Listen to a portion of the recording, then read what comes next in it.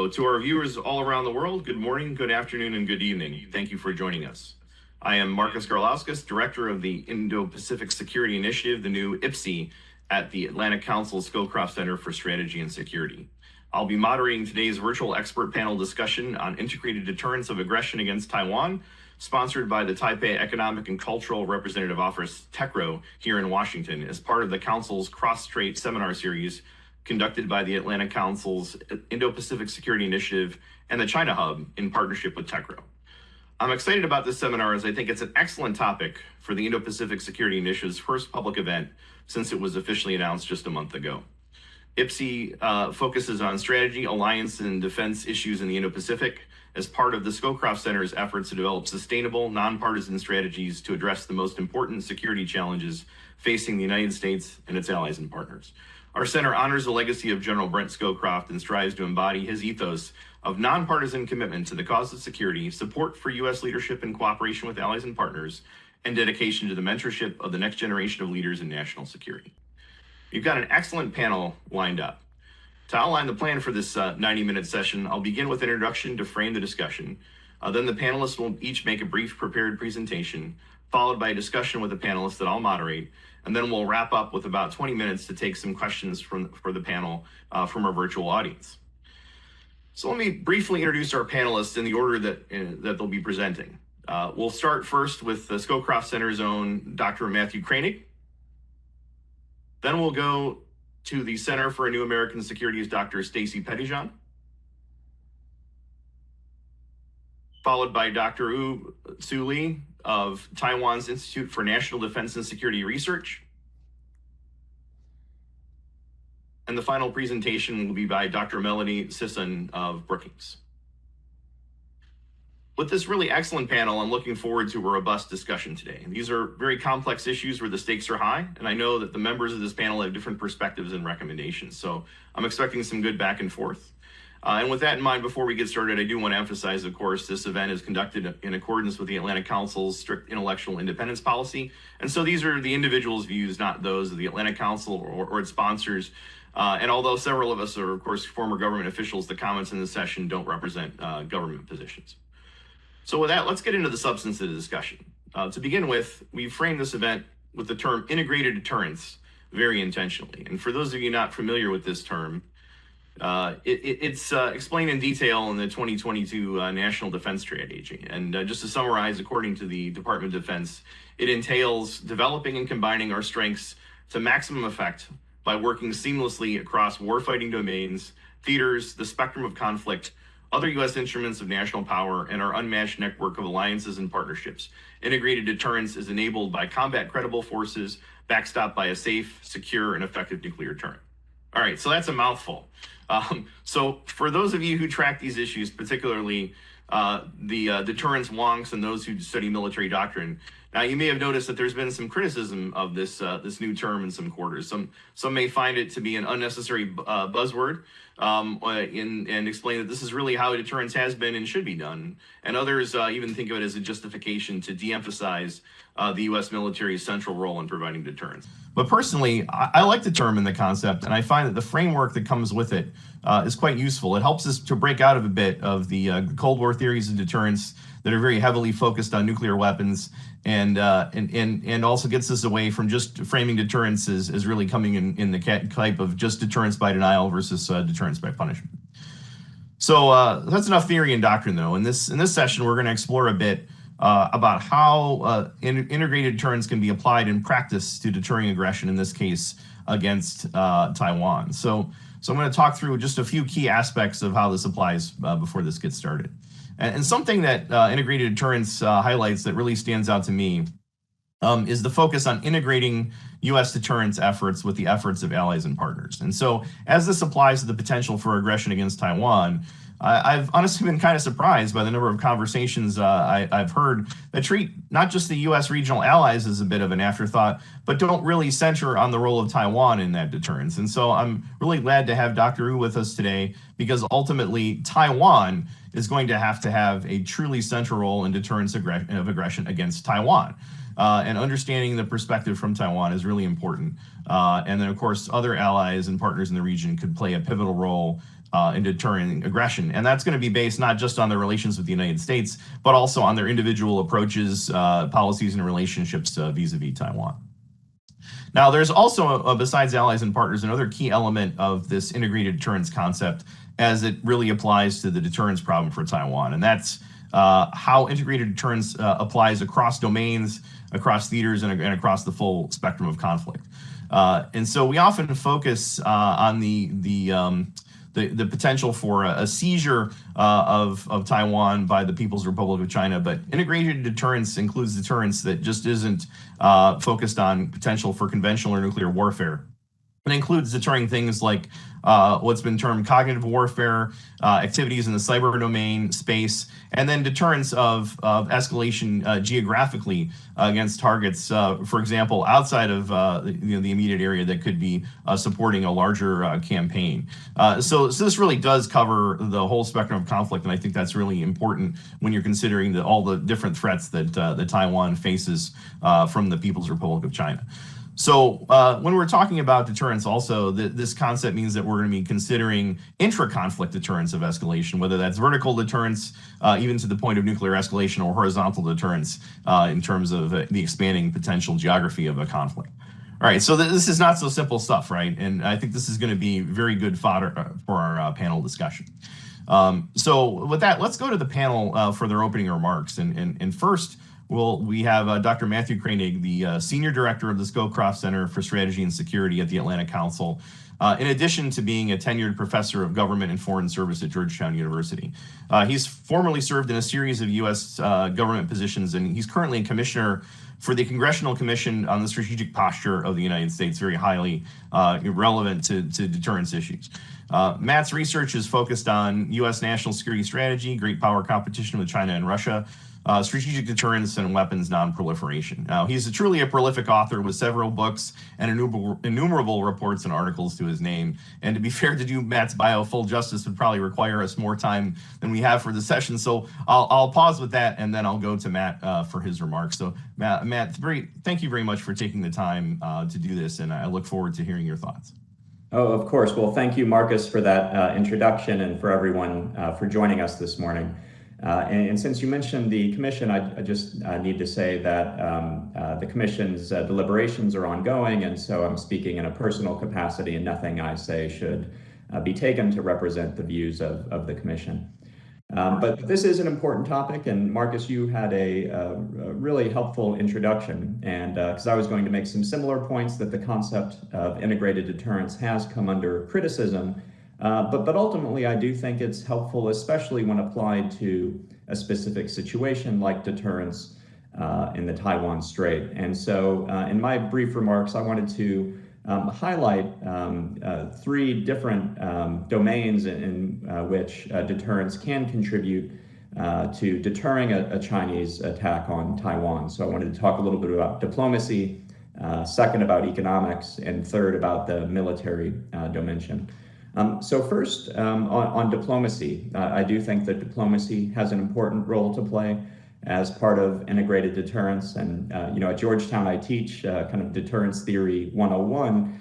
And part of deterrence theory 101 is you have to communicate the deterrent, threats and assurances. If the adversary doesn't know what your red lines are, it's going to be difficult to deter. So here I think the US government could be doing a better job. I think the policy of strategic ambiguity is not that effective of a deterrent. China doesn't know if we would defend Taiwan or not. I think moving to a policy of strategic clarity could help to strengthen deterrence. So this wouldn't be changing the one China policy. US policy could still be one China policy. US policy could still be to preserve the status quo in the Taiwan Strait. US policy should still be to resist a move toward Taiwanese independence, but could just say, but if it comes to a Chinese assault on Taiwan, we would defend Taiwan. President Biden has said, I think 4 times now, that he would defend Taiwan, and I think that's been helpful, but then his administration has seemingly walked that back, saying the policy hasn't changed.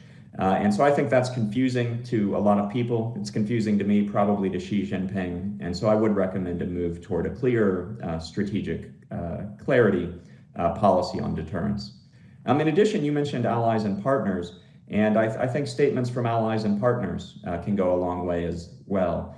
If European countries, Indo-Pacific partners, also make statements that they support peace and stability in the region, that they would be opposed to a Chinese attack on Taiwan.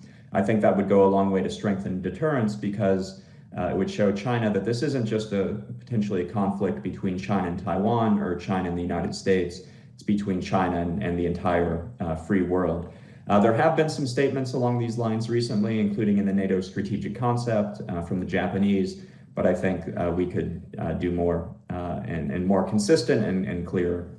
So that's the diplomatic component. Second, economics. And we've seen in the Russian invasion of Ukraine that there have been some tough sanctions against Russia, Europe moving to move away from Russian energy and gas imports, Western companies pulling out of Russia overnight. And so I think when we think about deterring a Chinese attack on Taiwan, we should think through more systematically what are the sanctions that would be put in place against China from the United States, Europe, Japan, and others. And let's announce that what that package looks like now to maximize its deterrent effect. And in fact, our Geoeconomics Center at the Atlantic Council is doing a project right now looking at what some of the economic implications would be of a Chinese attack on Taiwan, which would be devastating for China, for the United States, for the global economy. But then also, what are the actions that U.S. and allied governments might take and do some of the economic modeling? What are the economic repercussions, and then make that clear to China how much they would suffer economically. Final point is the military point, and I very much agree, Marcus. If integrated deterrence means substituting for soft power, it doesn't make sense. It really needs to be a complement to hard power, and so I think the military component is probably still the most important part of integrated deterrence. And so we're not where we need to be in terms of our conventional force posture in the region. We've heard many U.S. military leaders make this point. I like the formulation Michelle Flournoy, former Undersecretary of Defense for Policy, put forward, that if we want to stop a Chinese amphibious assault, we need the ability to sink the Chinese Navy within 72 hours. And so I think in investing more in capabilities that would allow us to do that, submarines, anti-ship missiles, long-range strike from B-21 bombers and other things would strengthen our deterrent posture.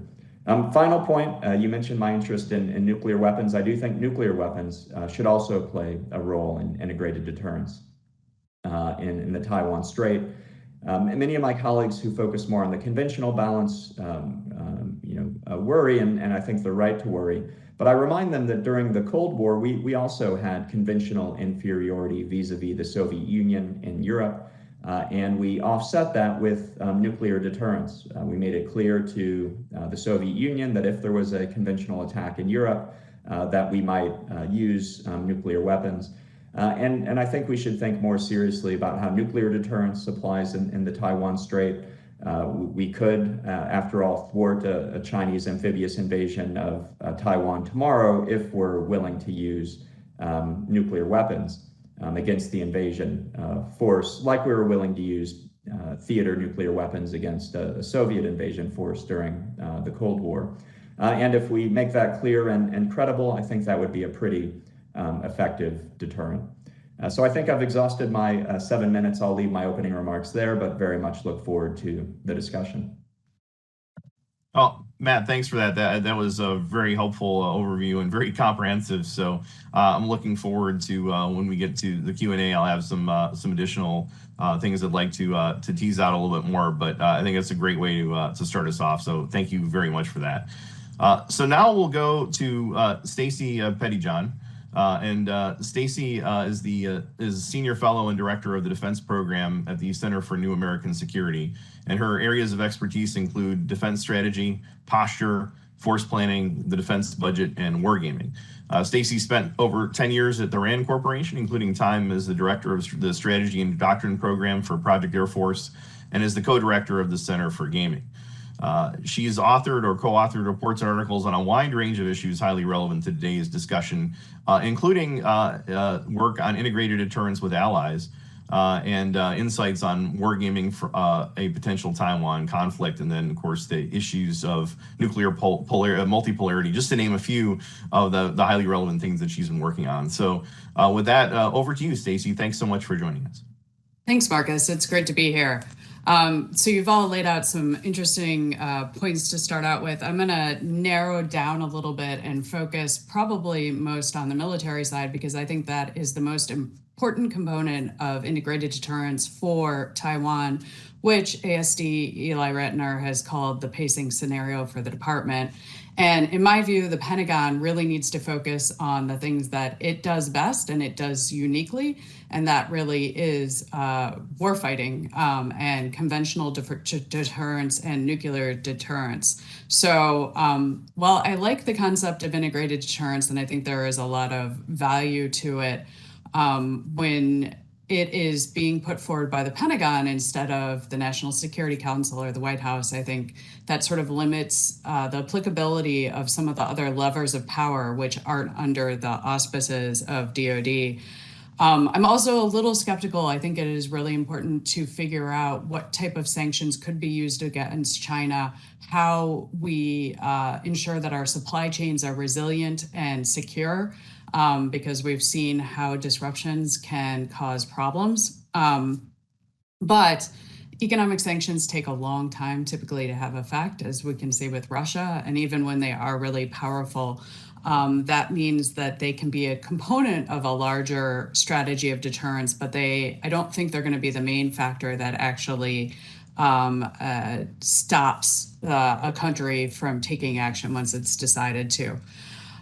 So across domains, I think absolutely makes sense. It's clear that all of the domains today are interlinked, and in particular, the U.S. Department of Defense is planning on trying to leverage this cross-domain sort of synergy as a core aspect of its warfighting concepts. So being prepared for attacks in space and cyber, as well as the air, sea, and land, is important.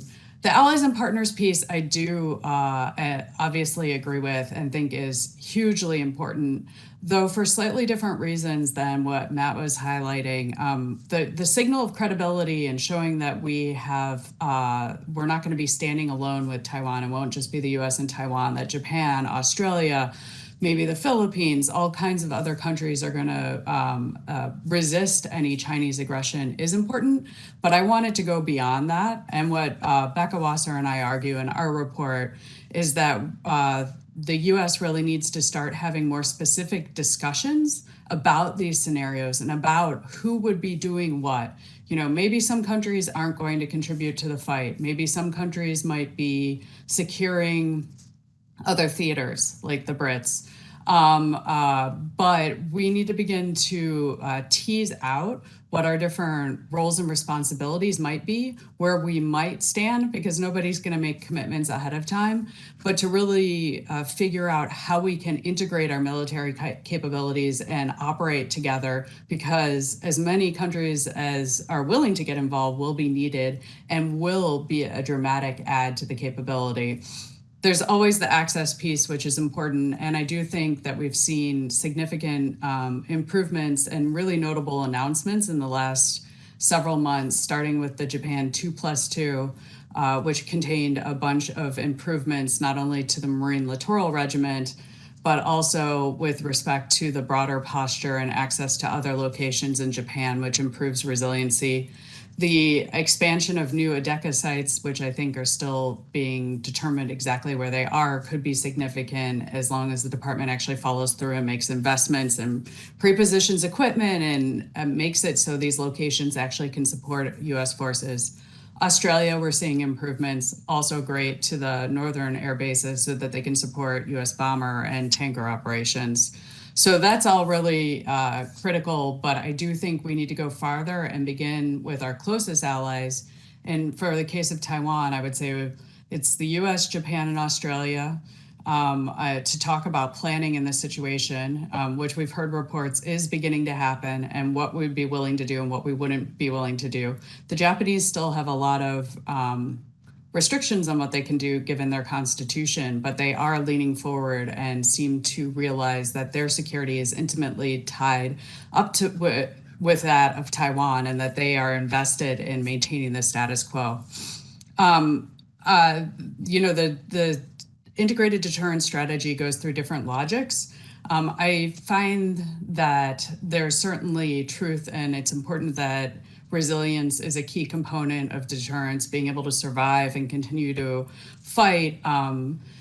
But I sort of find that the discussion of cost imposition and denial confuses things, and that we need to be more specific with respect to Taiwan. Are we planning to deny?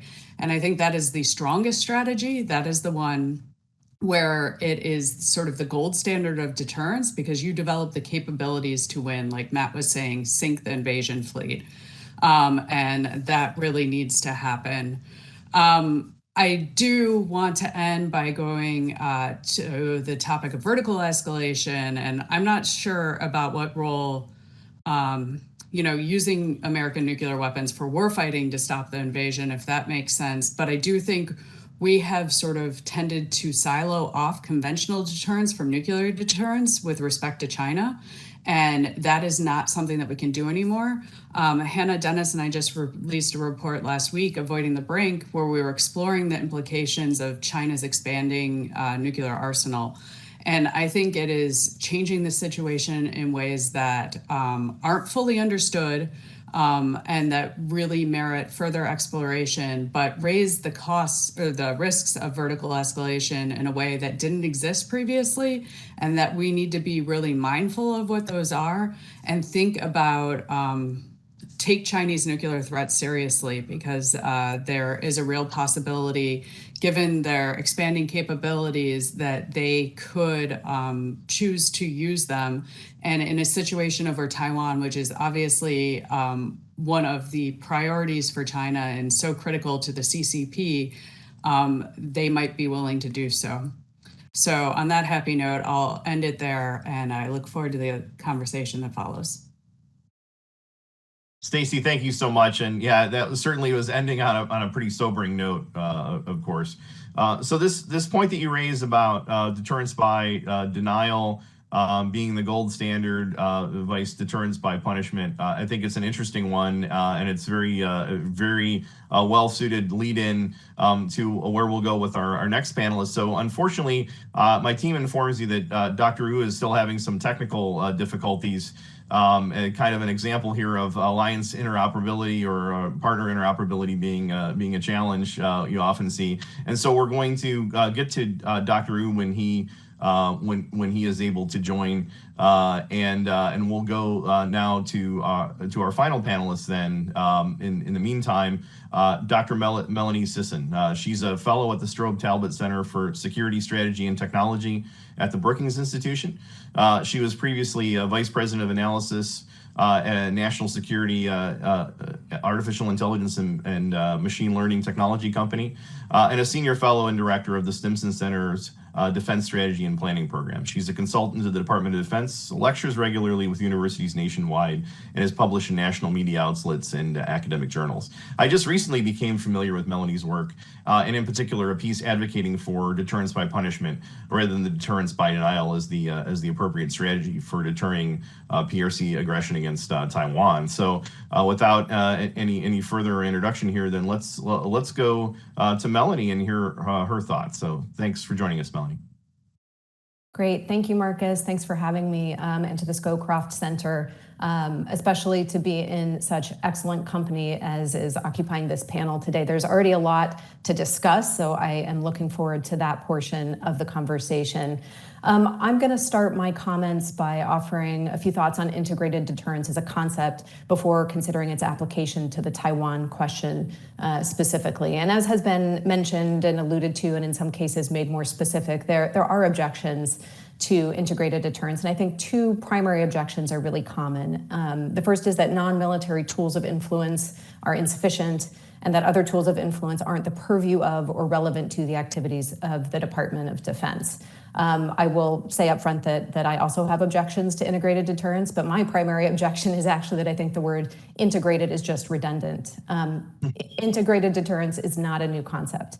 Neither are multi-domain deterrence or tailored deterrence or any other descriptors of deterrence. The impulse to add adjectives and qualifiers is a good thing, insofar as it indicates a renewed interest in the strategic community in thinking about deterrence.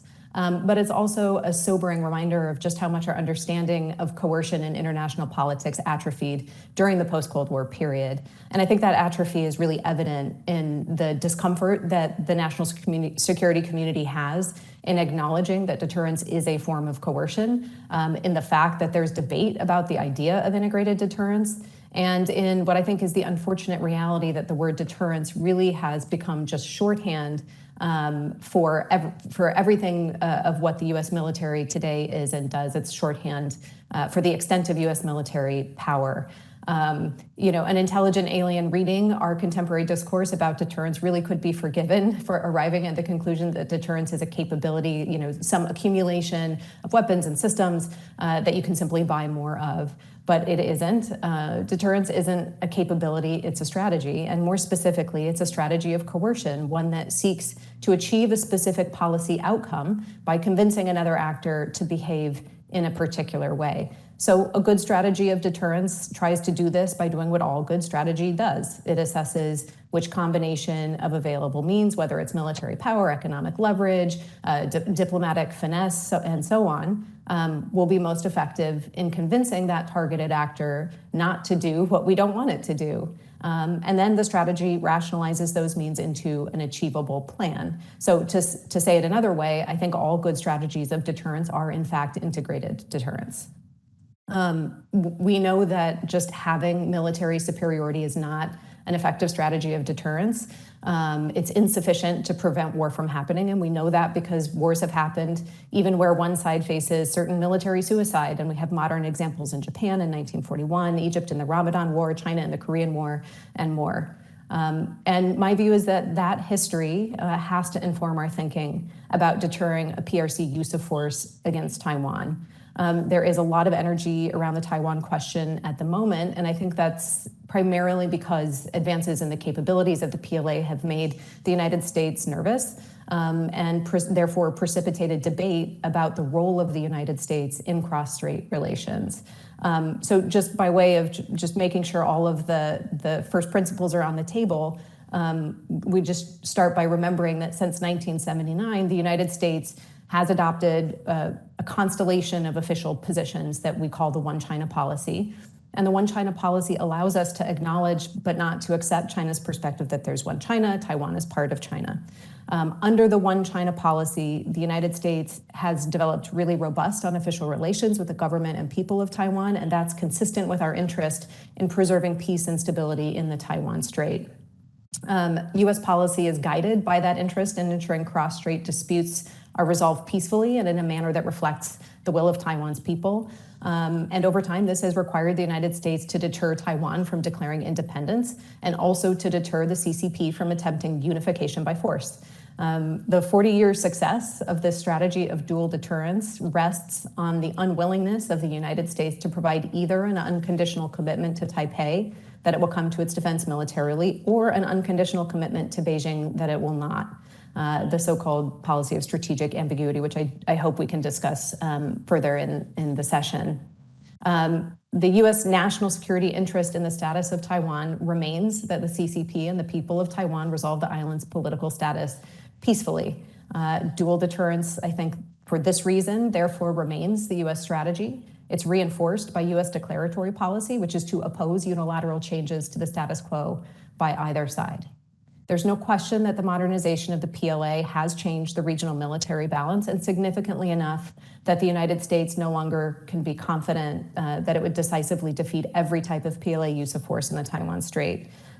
This fact, I just don't think this fact necessitates that the U.S. abandons its strategy of dual deterrence. And I don't think it means that the United States should seek to reconstitute our prior degree of dominance. Posturing the U.S. military to convince the CCP that the PLA couldn't succeed in any and every contingency over Taiwan is infeasible in the near term, and I think very likely beyond that. The PLA's advances are considerable and they're ongoing. Geography works in its favor. And history, again, demonstrates that it's far easier to arrive at an overconfident assessment of relative capability than it is to arrive at an accurate one. So attempting to demonstrate superiority for all contingencies would require a commitment of forces that would inhibit the United States from behaving like the global power that it is, with global interests to which the military must also attend. And I don't think this posture is necessary for dual deterrence to extend what's already a 40-year record of success. In short, I think deterrence in the Taiwan Strait actually remains in fairly good shape. So what we can do is encourage the government of Taiwan to adopt a defense concept that forces the PLA into suboptimal strategies and that increases the battle damage that Beijing would have to anticipate and accept. The CCP should also be reminded that in addition to retaining the option of direct U.S. military engagement, U.S. military superiority in the Persian Gulf and Indian Ocean allow us to threaten the maritime shipping that China depends on for access to energy and global markets and supply chains. The inevitable damage that a use of force would cause to the global economy, which was mentioned earlier, and the imposition of sanctions and restricted access to critical inputs that are needed to sustain China's economic development and the quality of life of its people, I think would most certainly compound China's losses. At the same time, the CCP should have no illusion that it can inflict a first strike on the United States that prevents us from joining in the defense of Taiwan if policymakers choose to do so. Militarily, that will require the armed services to develop concepts of operation that maximize the effects of dispersal and mobility and localized decision-making, and to make investments in portable and expendable assets like uncrewed systems that launch sensors and anti-ship missiles without runways, because runways are so difficult to defend.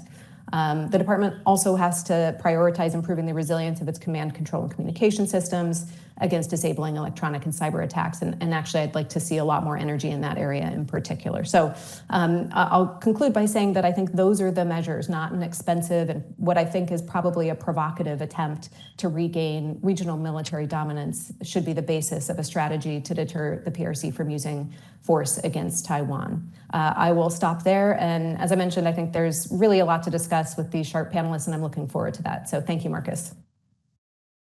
And thank you very much, Melanie. Appreciate it. So this has been great that we've had three very, I think, different views so far. Some overlap between the three, but certainly some distinctive points. And one of the threads I'd like to start by pulling on is this question of ambiguity versus clarity.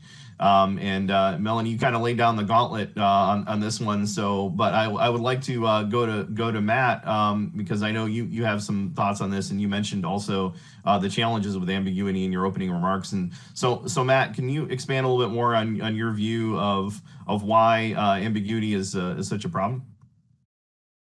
Yeah, thanks, Marcus. And I think it just goes back to basic deterrence theory.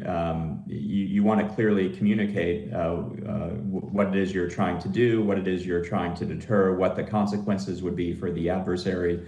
Because at the end of the day, you're trying to influence the adversary's cost-benefit calculation. And so if Xi Jinping, if the Chinese PLA is uncertain whether an attack on Taiwan would bring the United States into the conflict, then I think that makes an attack more likely. You could see Xi essentially miscalculate the way Putin did. Xi might think this is easy, I can do it, it's going to be quick, the United States isn't going to get involved. And so that would lead to a war that we don't want.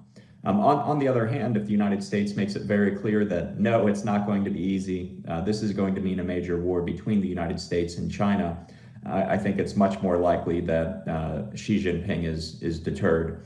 So as I was mentioning before, I think the president saying one thing, his administration kind of walking it back, has been confusing. Now, I did talk to some colleagues in the administration who tried to explain it, and they said, well, ambiguity means that maybe we'll get involved, maybe we won't. And so that means that at any given moment, it would be up to the president to decide. And so when the president made those statements, that was his view at the moment, but it doesn't change the underlying policy. So I think that is a way to paint a coherent picture from that, but I still think it's confusing. I think it would be better to just say we're changing the policy, we would defend Taiwan. And again, that doesn't mean ripping up the One China policy. It doesn't mean ripping up the other foundations of the U.S.-China relationship. The strategic ambiguity, strategic clarity piece is one small piece of the broader One China policy. So I think keep everything else constant and make a change there to enhance deterrence. Thanks, Matt. I appreciate that. And so I'd also like to go to Stacy on this point too. And Stacy, your thoughts on ambiguity, vice clarity in this situation. What's the advantages, disadvantages? What's your take? I come down, I said with Melanie on this one, that I think the current policy is the right one because there is some path dependence, and it clearly is something that China has said is a red line. If we were to veer from this policy and potentially outright say that we are going to defend Taiwan. Extended deterrence is the hardest type of deterrence, and there are always questions about it, even when we have clear policy. You can go back to the Cold War where, there were always allies in Europe who were questioning whether the United States would trade, New York for Paris or whatever, or for Bonn. And that I think question is always going to be there. The U.S. has made it pretty clear, and if they actually develop the capabilities that they are against unilateral aggression that changes the status quo, and that is important. And if they have that capability and maintain the current policy, which doesn't, cross a red line for China, and also has the dual benefit of continuing to ensure that Taipei is restrained and doesn't declare independence, which would certainly trigger a response from Beijing. All right, thanks for that. So I think that was a good line of discussion to have some back and forth on ambiguity versus clarity and how it relates to deterrence. My team has just informed me that Dr. Wu Zuli is actually online now. And so, Doctor, if we can go to you, I would love to hear your opening comments. And I'm so sorry that we had some technical difficulties, but I think it was worth the effort to get you here, even at such a late hour. There, thank you so much for taking the time. Looking forward to your thoughts.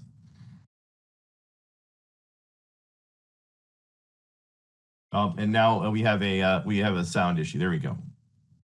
Okay, I'm sorry, just click.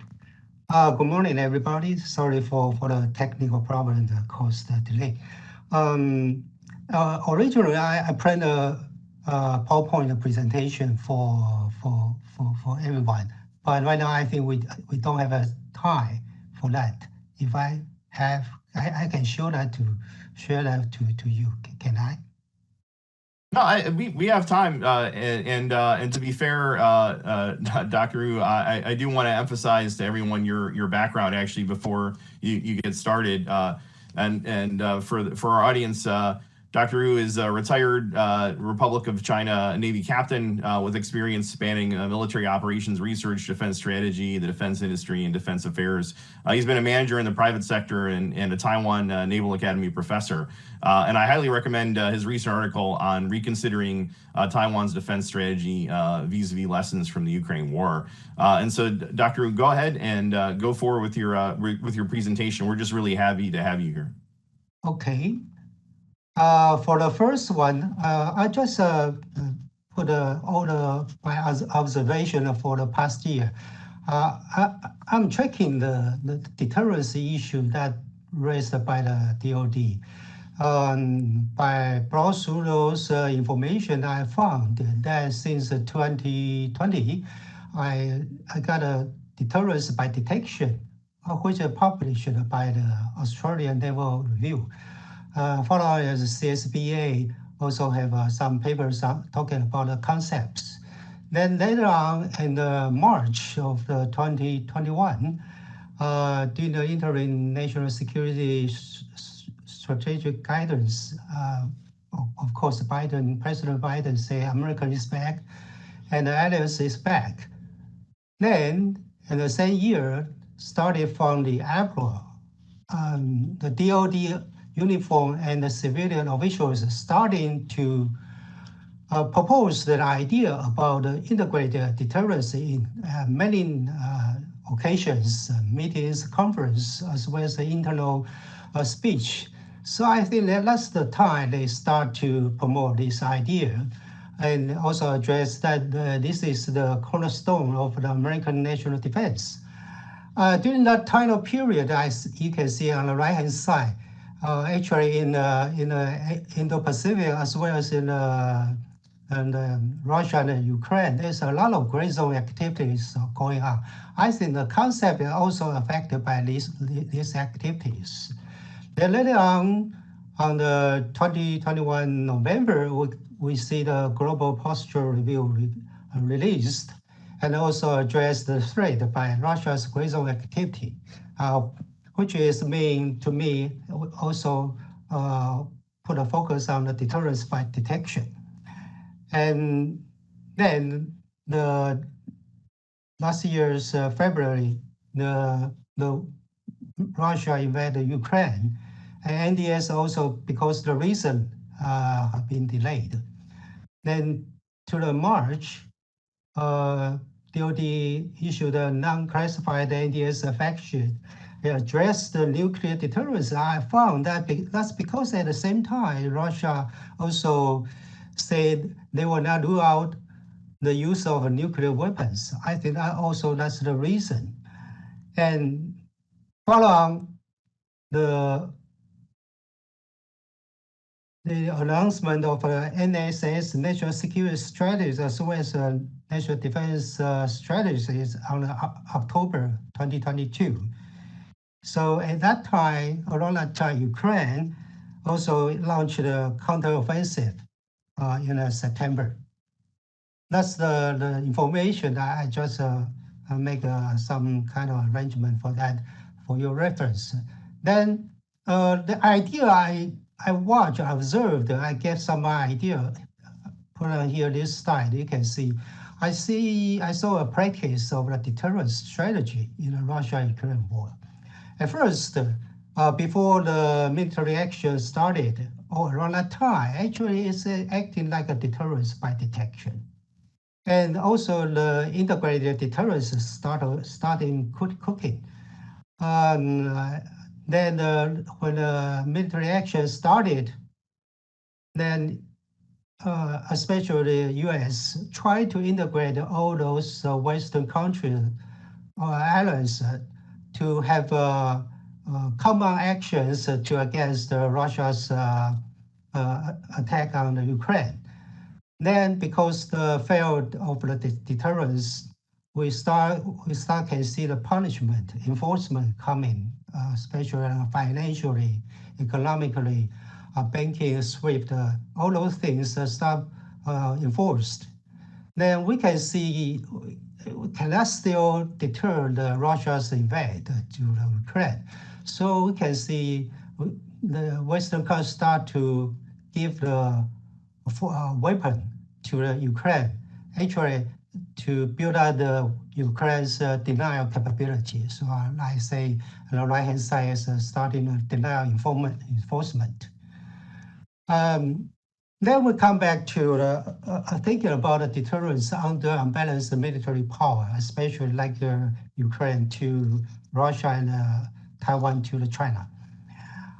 In this kind of situation, we will have to think about one thing is not like the competition between the big powers. Small countries in face of a superior power should adopt a different strategy thinking. The purpose of deterrence is to influence the hostile decision process. And the goal is to dispel or change its course of action. That is not in the defender's interest. Of course, military capability is the key element, but not the only one. The decision comes from a comprehensive measurement. Russia's invasion declared the effectiveness of the deterrence. While expecting a successful deterrence, one should also anticipate the risks of a failed deterrence. Together with Ukraine, the international community share the cost of deterrence failure. And this style, actually, I got some draw from a study. This table is from a study that modeled denial and punishment strategies by exploring the interplay between defenders and aggressors, finding that minimizing the risk of a war with the deployment of a denial or punishment ability depends on the balance of military capabilities of the defenders and the aggressor. That is, if defender cannot compete with the aggressors in conventional combat, such as North Korea and terrorist organization, all resources should be used to punishment ability.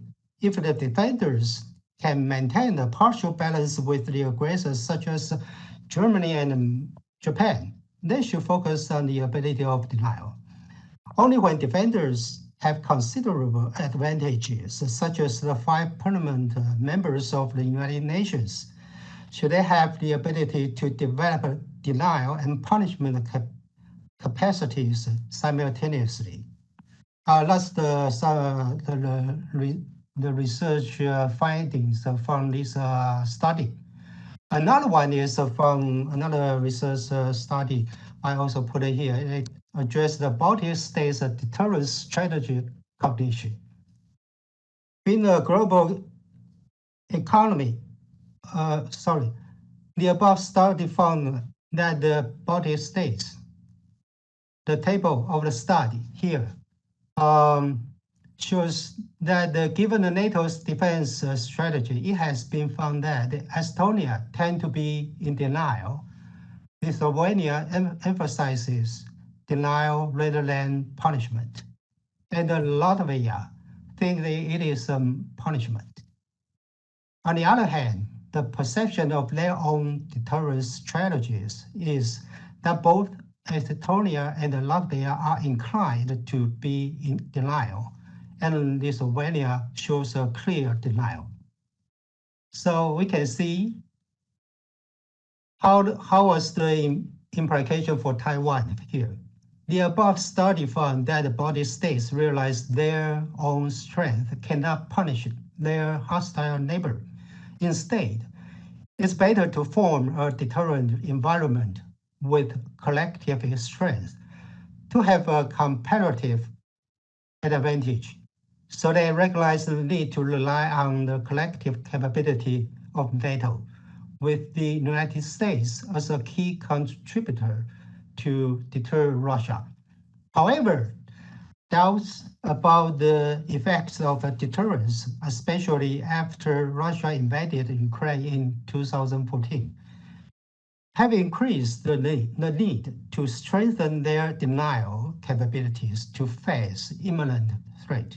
The Baltic states' recognition highlights the limited strategic options of small states in an unbalanced power posture.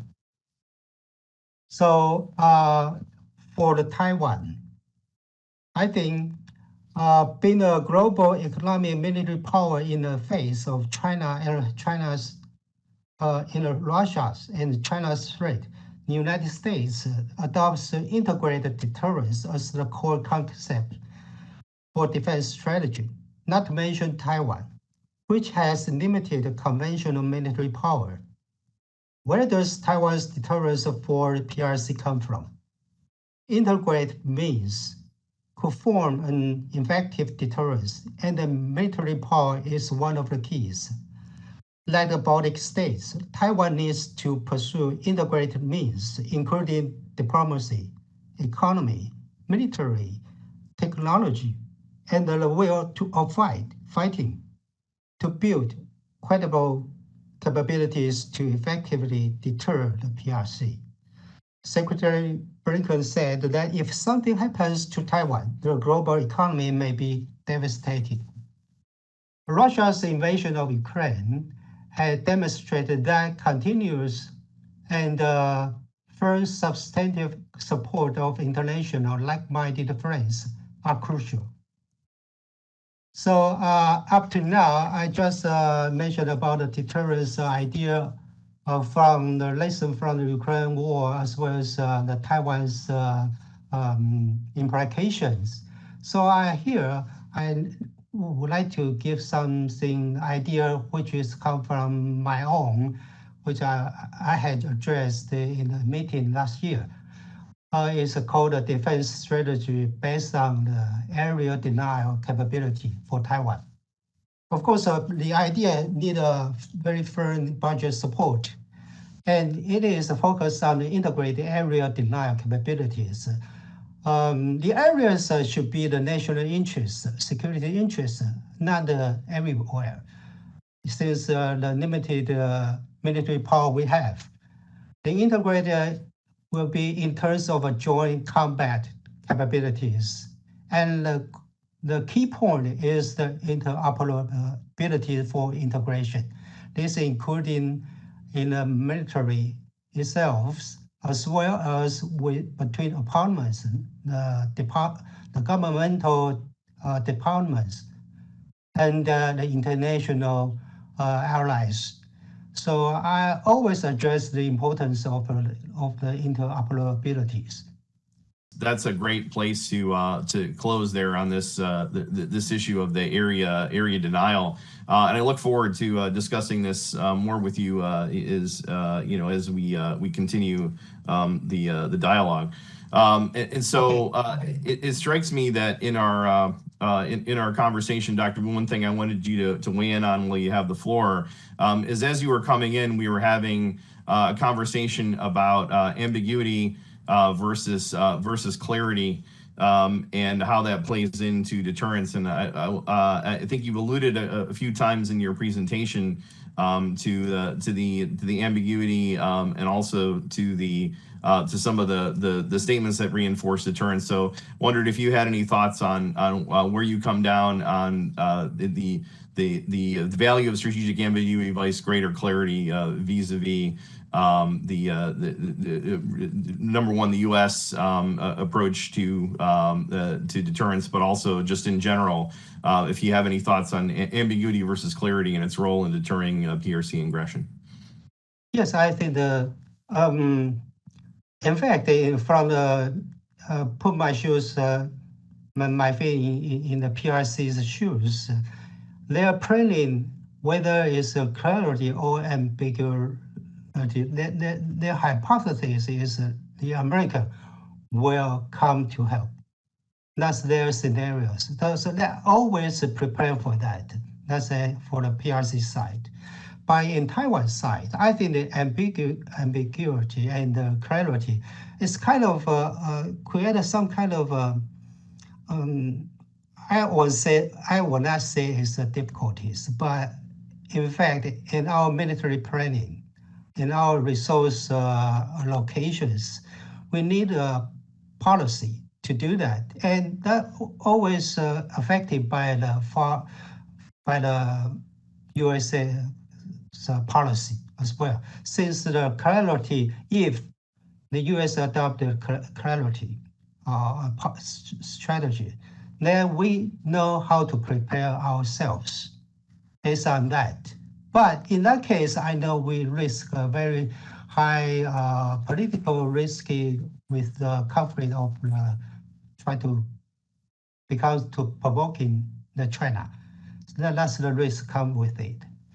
But with the ambiguity, I think we might be able to find a way to resolve these kind of things. It might be one thing, because I have heard there's someone to say about the under table clarity, which is not on the table, it's under the table.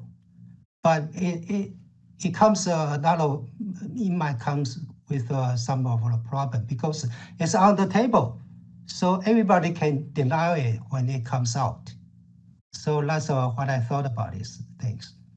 Right, and this actually ties in with I think some of Matt's comments earlier about when you have sort of an official position vice the comments by the leader, and then the difference between what you're pointing out is between what's publicly stated and what's provided, as you say, under the table, privately behind the scenes. I think this is a great thing to explore further in the future.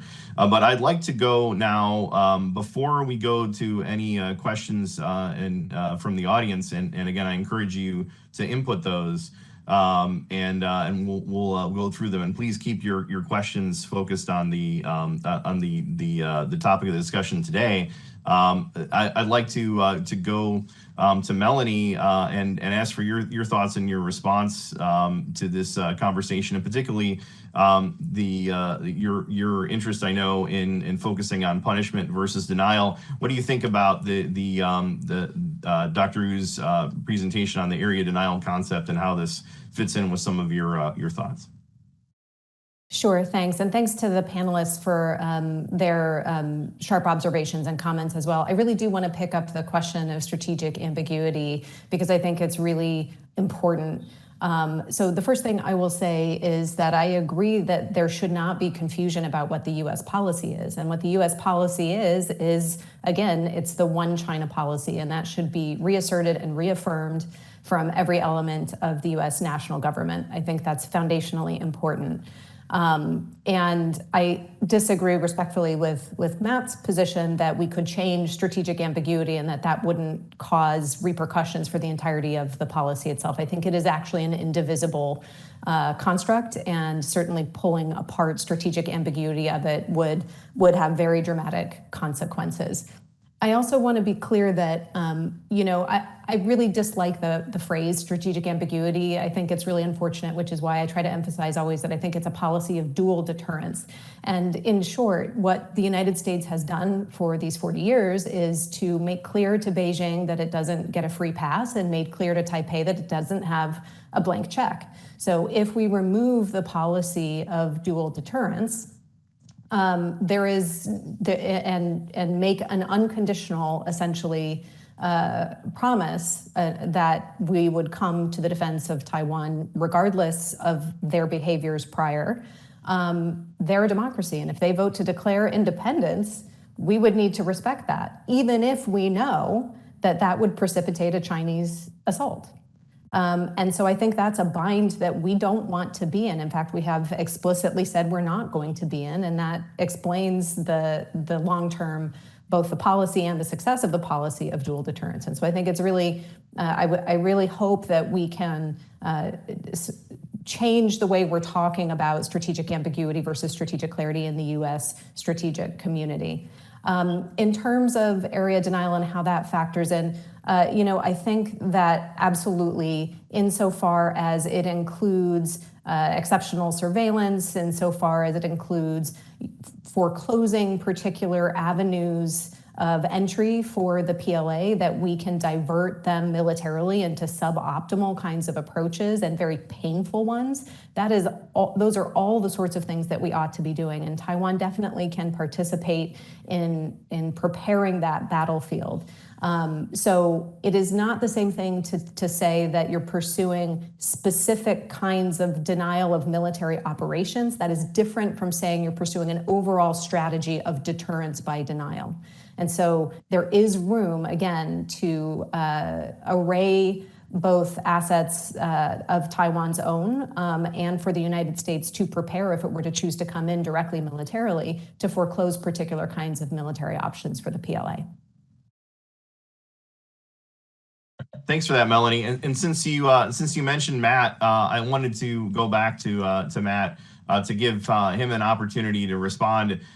Is that elimination or at least reduction in ambiguity, is that intended to apply to a full range of scenarios, no matter what Taipei chooses to do, or were you thinking this only really applies in a more narrow set of circumstances? I want to make sure that we've got some clarity here, because I want to make sure that you and Melanie were not talking past each other on this point. So thanks.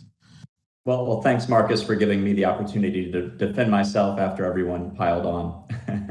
No, I think this has been a really good back and forth, and we're getting beyond the superficial exchange into the third and fourth level of argument and counter argument. So I think this is helpful. So I would just say a couple things in response into why I think it makes sense to move to strategic clarity. So Melanie said there's the danger that if we move in that direction, then Taiwan may declare independence and essentially, that there's the risk of emboldening, our partners in Taipei. But I think that's easily manageable. If we move to strategic clarity, we would just say this only applies if China launches an unprovoked assault on Taiwan. And still maintain the policy that we support the status quo in the region. We would also resist Taiwan declaring independence, and that our offer to protect Taiwan wouldn't apply if Taiwan provoked the crisis by declaring independence. Stacy rightly pointed out that during the Cold War, we had a hard time assuring allies. I think that's right. But I would just point out that there we did have strategic clarity. We clearly said we would defend, and there was still a credibility problem. And so in my mind, that strengthens the need for strategic clarity here, because here we're saying maybe we will, maybe we won't. And so I think that clarifying the policy would contribute to deterrence, because having it ambiguous makes it even harder than it was during the Cold War, and even then it was hard. Finally, Melanie and Stacy rightly pointed out that this would anger China. So I think that's something to take into account, but it's not one of the highest priorities for me. China's doing a lot of things that are angering us. I think for the past 20 years, we tiptoed around to try to avoid angering China. I think we're in a very different place now. We are in an era of competition, if not confrontation. And so I'm not that worried about angering China. Thank you very much for that response. I think we've got a good discussion going here. I feel like we could go on actually quite a bit longer, but even on this point, and have some productive conversations. But we are approaching the phase now where I want to transition to questions and from the audience, and we've got some good ones already lined up. So unless there's anyone else in the panel would like to respond one more time to this line of conversation, I think we can actually transition now to what I think is a really interesting comment, very apropos for a question, I should say, very apropos for today's discussion. So I don't see any hands going up. So let's go to that question, because I think this will take some time to unpack. And the question comes from Giulio Petrillo, and the question is, what can be the role of the European Union in supporting the United States and the deterrence effort for Taiwan? And this is something I'm personally very interested in. Of course, the Atlantic Council has been very focused on Europe and the transatlantic alliances. And so looking at the role that Europe could potentially play in the Indo-Pacific, and specifically on deterring aggression against Taiwan, is something my program, and of course I am personally very interested in. So I'd like to ask if anyone would like to go first on this question. If you could just raise your hand physically or electronically. Otherwise, I'll. Okay, I see. So go ahead, Stacy. We'll go to you first on this one. All right, I will take a first swing at this. I think the EU can play an important role, but not necessarily a military one, which makes sense given that it's the EU and its common security and defense policy is one of the more nascent elements of the organization. I would say that its role in supporting and potentially upholding sanctions against China and thinking through what those might be, getting people on board with that would be incredibly powerful, because we know that unilateral sanctions, or even sanctions with just a few states that sign up to them, are less effective than broader ones that involve many nations. And since China is central to a lot of the world trade and economy, that would be important. I also think this is why, Becca and I have argued for this discussion about roles and responsibilities and a division of labor, and from my perspective, we're focused on Taiwan and China in this conversation, but we have to remember that there's the acute threat of Russia, which is not going to go away one way or the other. We still have those persistent challenges like with North Korea. And here it seems like the EU being more focused outside of the economic realm on Europe and NATO as well makes a lot of sense to me, instead of trying to worry about projecting any sort of forces into the Indo-Pacific. Stacy, thanks for that. Any of our other panelists would like to take that one? Any volunteers? I would really actually, okay, let's go to Matt, and then Dr. Wu. Actually, I'd also like to hear your thoughts after we go to Matt if you're prepared. So go ahead, Matt. Well, I first agree with what Stacy said. I think Europeans need to be most focused on their own theater. I think the EU can play a helpful role when it comes to sanctions. Related to that and related to my earlier point, I think also in terms of diplomacy, making statements about the importance of peace and stability in the Taiwan Strait. I would just, maybe a slight difference of opinion. I'm obviously, if there is a major war in the Taiwan Straits, the Europeans aren't going to be sending, unlikely they're going to be sending, large forces. But I do think that a symbolic military role can be helpful. So the British, the French, the Dutch have done freedom of navigation operations in the region. The Danish sent a warship to RIMPAC last year. And so I think some symbolic European military presence in the Indo-Pacific could be helpful. Even sending a squadron of special operations officers or staff officers to RIMPAC. Just to, again, reinforce this point that it's the entire free world that cares about stability in the region, not just countries in the region. Matt, thanks for that. I think some helpful points that add some clarity that this is not a completely one-sided either-or sort of question. So Dr. Wu, very interested in your thoughts from Taiwan on this question. What do you think the role could be for EU as an ND or EU countries in deterrence and dealing with the threat of aggression from the PRC?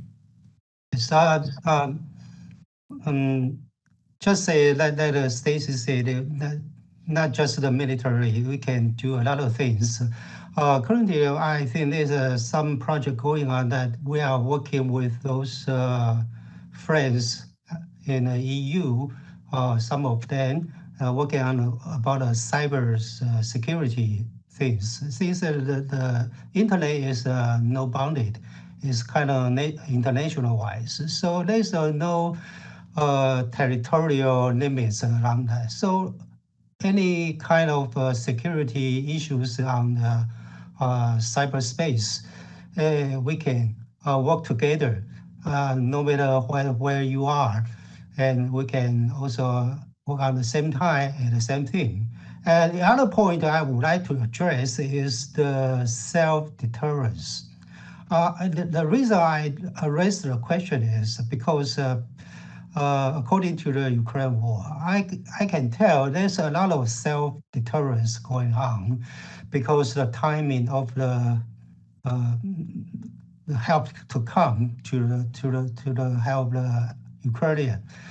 I know there's a lot of assessment before provide a help decision, but since that's on the cost of the Ukrainian people, so I will put the Taiwan's presence like a Ukrainian.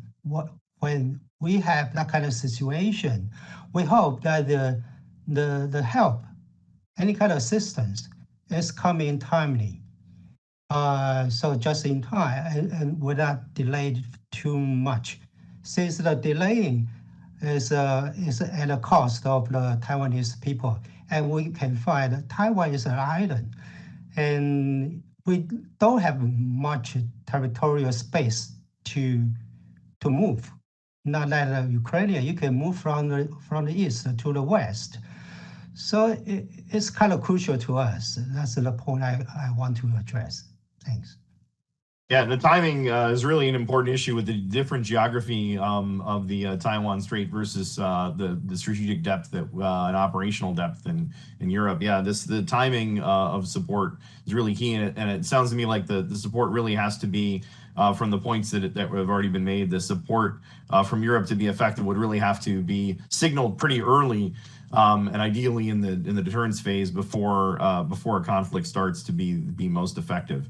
And so this is really helpful line of conversation. So a lot of different directions we could take the conversation at this point, but I did want to cover one other question from a questioner who asked to remain anonymous, and that is the potential for simultaneous conflicts with the PRC and North Korea at the same time, how that potentially affects deterrence of aggression against Taiwan. So maybe in a scenario where there's already a conflict in the Korean Peninsula, does that potentially undermine a deterrence of aggression against Taiwan during while it's going on or in the immediate aftermath?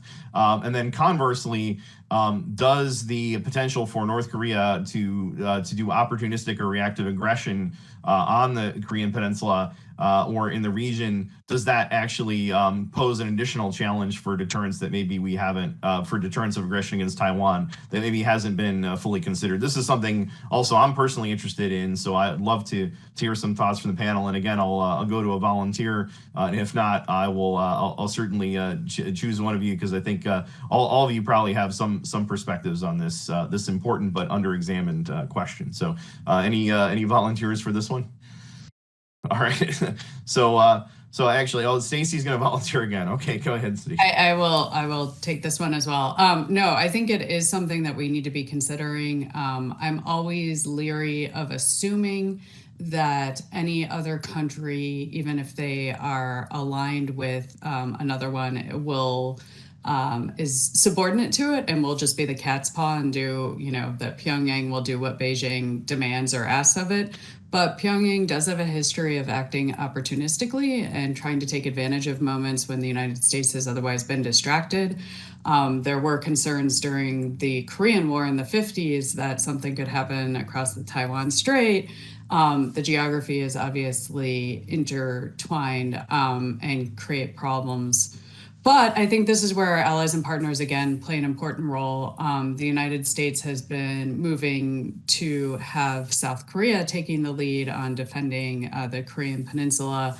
The challenge, I think, really, and what concerns me and keeps me up at night is that I don't see North Korean aggression taking the form of an invasion of the South, that they would do something provocative in a limited way, and then it could spiral and escalate, especially given Seoul's policy of massive punishment and retaliation, or whatever. I think they might have changed the name.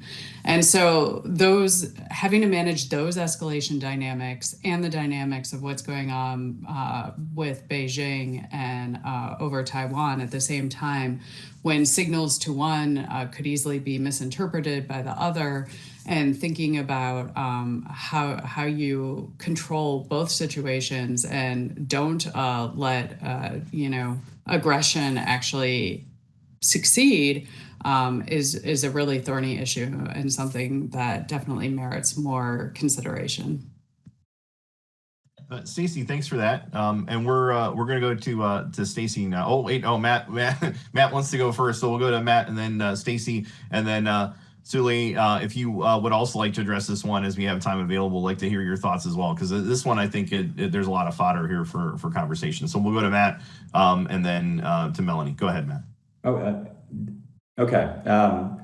I think this is a good question. When you mentioned simultaneity, Marcus, my mind immediately went to China, Russia at the same time. And I think that is a problem as well. And many in Washington are beginning to think about this.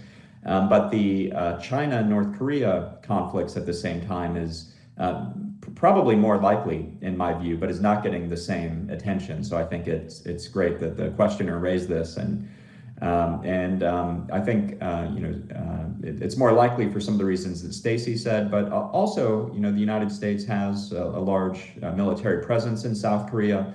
If there's a major war between the United States and China over the Taiwan Strait, would China really just let those tens of thousands of U.S. forces sit still in South Korea, maybe even if those forces are operating or supporting the war in the Taiwan Strait? I find that possible, but unlikely. I think it's China might decide to attack those forces in Korea, and then that could bring Korea directly into the conflict as well. So I don't know the solution, but I do think that more thinking about simultaneity, Korea, China, does make a lot of sense. Thanks very much, and yeah, and also this whole angle of the Russia piece of simultaneity, and actually you, I believe in your op-ed, was it yesterday, right? You were talking about having to deal with potentially 4 nuclear armed states simultaneously with Iran entering the mix. So yeah, so thinking about simultaneity even just beyond those 2 adversaries, I think is also another thing we can incorporate in a future discussion. So let's go now to Melanie and your thoughts, and then we'll go to you, Zuli. Thanks, Marcus. So I largely agree with Stacy. I think the real concern is about miscalculation and miscommunication, and not that the CCP would take contingency on the Korean Peninsula as an opportunity for a full-scale invasion or use of force otherwise against Taiwan. I think that that's for 2 reasons. The first is that the CCP doesn't want to see conflict on the Korean Peninsula. I think they would be inclined to do what they could to contribute to de-escalating that kind of event. And then secondarily, the PLA is opportunistic, but not in terms of launching large-scale kinds of operations. The opportunism is much smaller scale, bite-sized sorts of things. They're very much more cautious about any kinds of large operations. And so, the concern here should be, again, to reinforce Stacy's point of thinking proactively about how those scenarios would arise and putting in place measures that would help us to manage them as safely as possible if they did. All right, thanks. Yeah, I think this is something definitely worth some further discussion. It sounds like in these conversations, some different perspectives. All right, and so I think we'll go to Zuli next, and I'd like to ask, in particular, your thoughts. Say if a conflict does begin on the Korean Peninsula, does this have major implications for what are the implications for deterrence of aggression against Taiwan? What do you think, Doctor? Yes, actually, I have kind of different thought from Melanie's view. If these 2 conflicts happens simultaneously, everybody didn't mention about Japan. From Taiwan's point of view, Japan during the conflict or the crisis between the Taiwan Strait, as well as North Korea, Northeast Asia, Japan always plays very key roles there. While if the North Korea attack, their primary target, my point of view, is not South Korea. Since their capability, their traditional combat capability is not so good, but the long-range nuclear missiles is under development, is getting there. And their target, I think, primarily will be Japan. Maybe longer distance to the territory of the U.S. And Japan will put into a very difficult situation if these 2 sides happens. And Japan played a very supporting role to the U.S. military.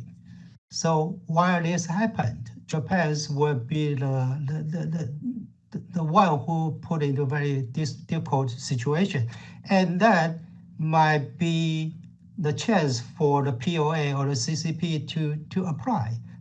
They try to encourage the North Korea to launch an attack on Japan. Then the Japanese will divert their effort to manage those crises between North Korea and Japan. Then the PLA will start their invasion to Taiwan. Then how the U.S. can handle this? This crisis situation is likely is not likely.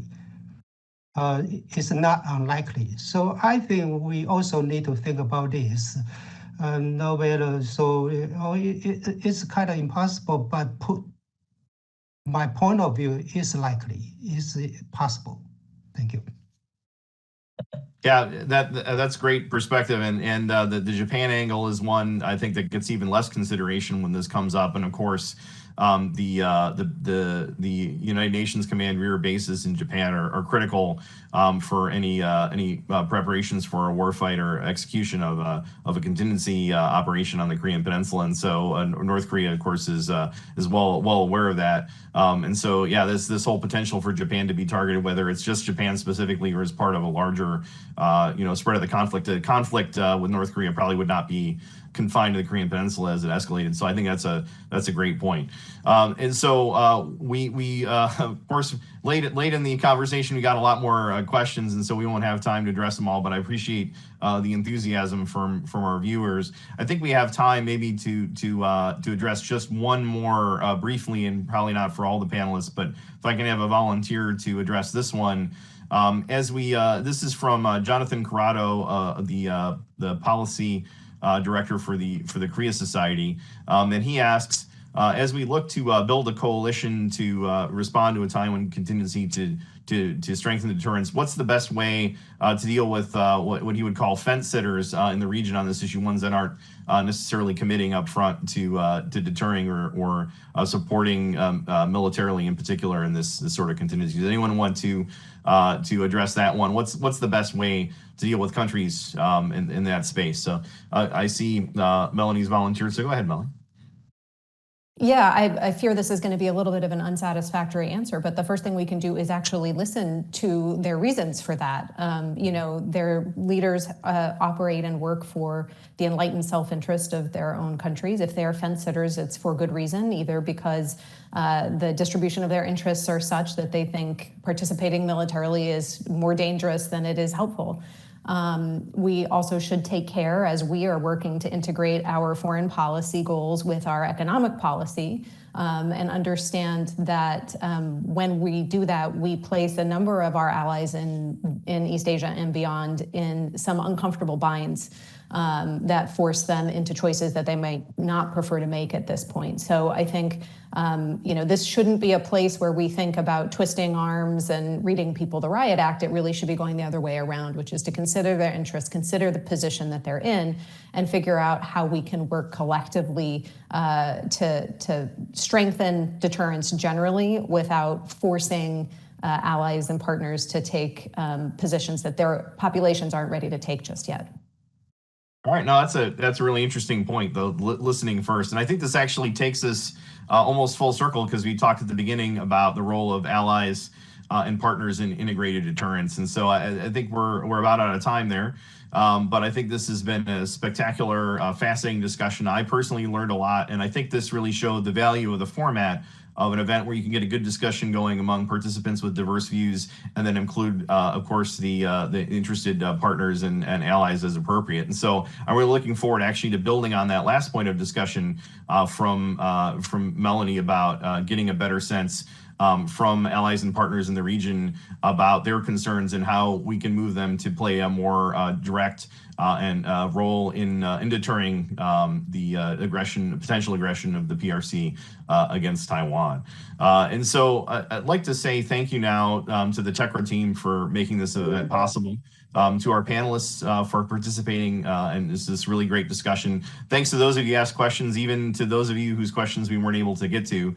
And then also I'd like to give a special thanks to the Atlantic Council staff who conducted the preparations for this complex event and ensured the word got out and enabled a successful seminar. The events team, the comms team, and then of course, particularly the dedicated EPSI staff of Lauren Gilbert, Kyoko Amai, and Emma Burgess.